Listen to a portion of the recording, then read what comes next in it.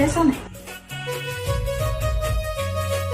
પૂછો તમારે જે પૂછવું હોય. મારે તો ખાલી એટલું જ પૂછવું હોય, લગ્ન પછી ઘરે મહેમાન આવે અને હું ન હોય તો તમે શું કરો? તમે ન હોય તો હું મહેમાનને જમાડી દઉં. માની લ્યો કે આપણા ઘરમાં શાકભાજી જ ન હોય તો હું પાડોશી પાસેથી શાકભાજી લઉં, જમવાનું બનાવું અને મહેમાનને જમાડી દઉં. માની લ્યો પાડોશી યારે આપણો ઝઘડો થઈ ગયો હોય અને આપણે એની યારે વ્યવહાર ન હોય તો હું માર્કેટમાં જાઉં, શાકભાજી લઈ આવું, જમવાનું બનાવું અને મહેમાનને જમાડી દઉં.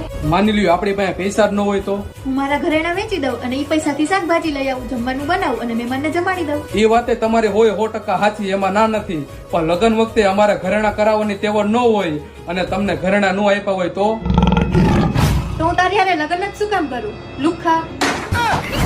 તો હાલ નીકળ અહીંથી અને આજ પછી અમાર ડેલીએ દેખાતો નહીં. જાઓ છો ક્યાં? જમતા તો જાઓ. નથી જમવું, ઈ જમવાનું કુવામાં નાખી દયો અને ઓલી અંદર હે ને એને નાખી દયો.